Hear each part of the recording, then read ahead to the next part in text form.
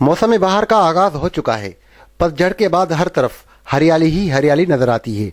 फूलों ने रंग बिरंगी चादर क्या ओढ़ी, तितलियों और भंवरों ने फूलों पर मंडलाकर दिलकश माहौल बना दिया है। मौसम बहार की आमद के साथ जहां दरख्तों और फूलों में निखार पैदा हुआ है, वहां माहौल को मजीद खूबसूरत बनाने के लिए जिला इंतजामिया नौशर फिरोज की जानिब से शजरकारी मुहिम का भी आगाज किया जा चुका है। दरख्त जो हैं वो तो जिंदगी की अलामत हैं।